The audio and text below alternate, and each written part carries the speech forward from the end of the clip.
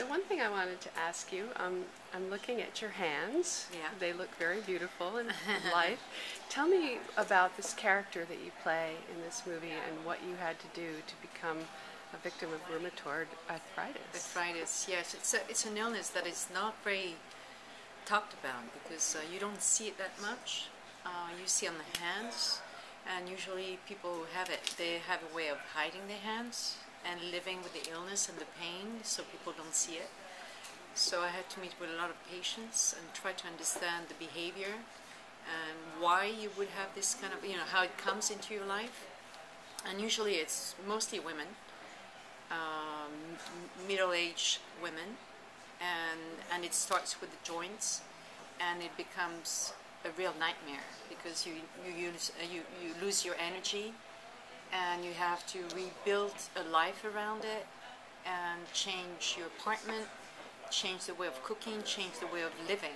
And I realized how much courage it needs to be able to live with this illness. And as a painter, because I'm playing a painter in the film, and there are some painters who have this illness, and men as well, actually. And you realize that it's a big challenge Because it's so physical. it's so physical, and you need your hands. So that's why in the film we try and find different ways of different tools so the character would evolve, because she can't paint as she used to. She's stuck somewhere, and that's how she moves into abstract painting. As at the beginning she started with the figurative painting. So my challenge as an actress was actually trying to find, because of that character, a way of painting. And so it was... You were doing it yourself. Yeah, yeah. So it was Was that acting fun, and painting. in a way? It was a lot of pressure on me because we started the film and I didn't have any paintings. So I had to, during the shooting, and it was only 7-week shooting, make all these paintings. Are you a trained painter? When I was a teenager, I always loved painting and drawing, and I always had a very strong connection with my teachers, painting teachers, art honest teachers, and it stayed in me. It's like riding bicycles. Once you've done it once, you can do it, many times. So painting is about the same thing. And I think because of living, and because of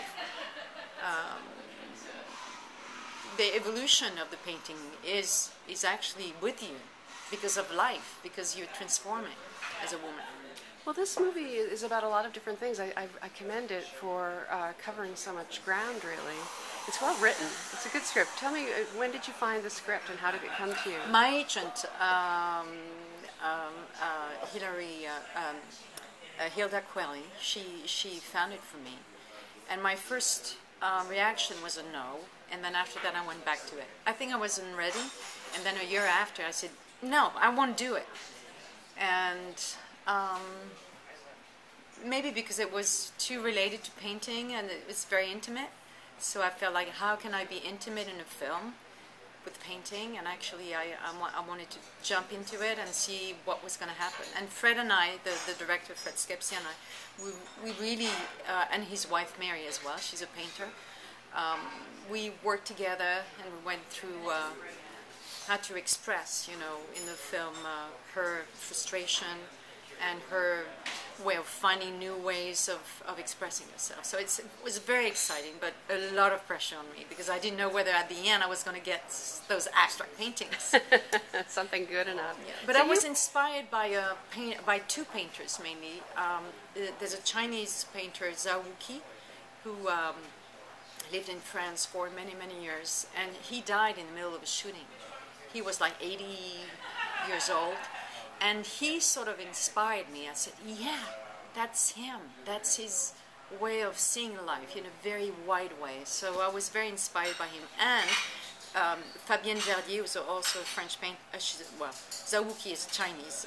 But Fabienne Verdier, she actually lived in China for a while and was trained there. And she came back to France. And she invented a way of painting with a huge brush that she's made with this thing, the you know, this, which is in the movie. which is in the movie. So I stole the idea, and because I found it so inspiring for the story and the character, and Fred really loved it. So we all. It's visual. It's good. Yeah, yeah. It's a very visual movie, but it's exactly what it is. It's words and pictures. It's the battle. It works. It works. There's this romantic battle and a battle of intellectual equals and two frustrated artists. Yeah.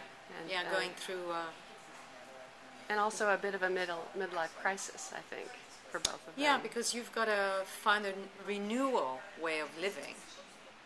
After how do you live the new inside you?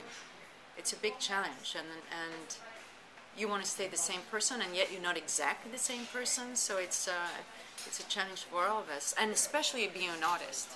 You know, when you're going through crisis of how do you express yourself? When you're paralyzed. Yeah. How do you work your way through that? Well, I've been stuck. I felt stuck a few years ago, and I didn't want to do any movies. And I would say that's healthy, in a way. That sometimes you're lost and you don't know your way, because you're not a machine. You know, you're not doing things one after the other. You have to be inspired by them. You have to say a real yes inside you, finding something genuine and personal and almost secret. And so I was stuck like for 2 years, and then I came back. It's like the cycle of life, and it comes back to you. You just have to trust it. But the moment where you haven't trusted yet, it's like you're feeling like you're in a desert forever, and it's never going to come back. It's very painful. But so you must be approached to do many, many, many projects, not only in France, but in America and other countries. Do you find yourself responding well to most of the things you see, or are you sort of rejecting a lot? No, I mostly go to directors I love to work with. So like, this Iranian director I work with, Abbas Kiarostami, or Hao Xiaoxian, who's a Taiwanese director, and Olivier Assayas, I'm making a film now with him. I more and more go to see people I really admire and want to make films with. Bruno Dumont, who I made a film with him like a year and a half ago, I went to see him. I feel like as an artist, you've got actors. So you approach them. Oh, yeah. And you sort of say, "What have you got for me?" No, I bring an idea, and it's an exchange. Yeah. Really? Well, I feel like creation, especially in movies. You're not on your own. You're working with others. So there's an exchange that has to be vibrant and like in a circle. So you find the material yourself, as if you were in Hollywood. It would be that you would have your own production company or development. Yeah, but I do it in a way that is kind of hidden. It's like Assayas' movie 2 years ago. I phoned him. I said, I have this idea, and do you like it? Do you want to try it? And he said to me, well, give me 2 weeks and I'll come back to you. And 2 weeks after, he phoned me and said, yeah, I think I can do something out of it. Can you tell me what it is? Because I had made a film with him, Summer Hours, and I was a little frustrated working with him, and he knew that. And I felt like he was frightened of women. And I said to him, you've got to go to the feminine part of yourself, because otherwise, where is your evolution? I felt like it was very much behind with his crew, with the first, second, and third AD, making jokes and all. And I felt I didn't have any, encounter with him during the shooting. So I said that to him. And I said, I'm dreaming to do a Bergman film with you, with women. Go to women. And he wrote beautiful script for Kristen Stewart and Chloe Grace Moritz and myself. And it's a very interesting triangle, and I think it's one of the most beautiful scripts I've ever read. So. What's the name of it? Sils Maria. And when is it coming out? Do you know? We're making it. You have to shoot it? Yeah. You're shooting it. I shot last Friday you look until excited. 2 in the morning, and you look excited. Yeah. It is a very exciting film. Yeah. Now, how about the material? But this script came from Hilda, who I know. She represents some wonderful actresses, many of them named Kate. Do you get many scripts from America that you admire? Not a lot. I wouldn't say, no, not a lot. From sitting at your vantage point in France, looking at us, our poor, poor, benighted culture, what do you see is wrong? And there's something wrong with the way that Hollywood depicts women, ignores women, belittles women. The resistance is the best thing, you know, trying to go and see, and that's why in a way, you know, it's kind of strong to be outside, It is. to be European, in a way, because you feed in devious ways, you know, and it's been my choice, you know, I didn't move to America. No. And it was my way to be present and not totally in the system. That was my way of dealing with life and my creation. So, but I don't have a general answer about that because it's, I mean, some actresses, they're still surviving and pushing, I think, you know. I think at this time we have some of the greatest actors ever working at the top of their craft. It's many actresses working beautiful. Meryl Streep or Kate Winslet or Kate Blanchett. Have you seen the Woody Allen Blue Jasmine yet? No, I haven't. Something to look forward to. But so I guess this movie though really does deal with things that often Hollywood ignores: middle age, Right. fability, Right. you know, the romance. We don't get enough of it. Right. Yeah. And Clive Owen is a great foil for you. Yes, we had a good friendship and chemistry, and it was fun. It was fun to do this film. We were surprising each other, you know, and laughing a lot, and we had to make other takes because it was too much laugh sometimes. I could see that. So were you improvising a lot?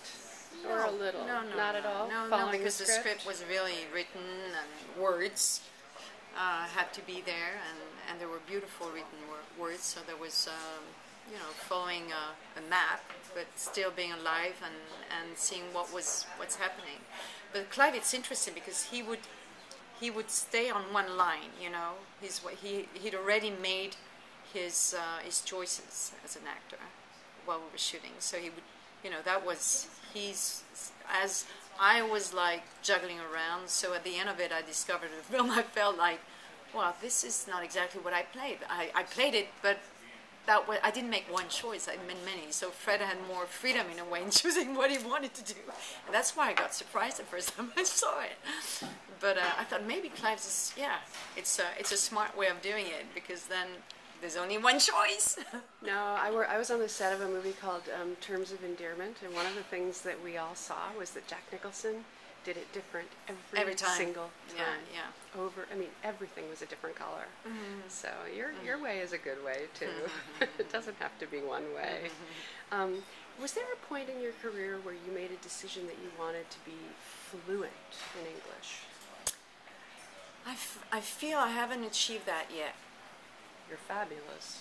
No, I think it can be better, and I'm working on it. I think on my next movie it'll be more fluent. Yeah. Which is your next English language film? Stills Maria, the one I'm That's going doing to be now. in English? Yeah, Oh, it's didn't all know in that. English. Oh, Yeah, I see. Because Kristen Scott Thomas does do French as well. Yeah, she does. Yeah.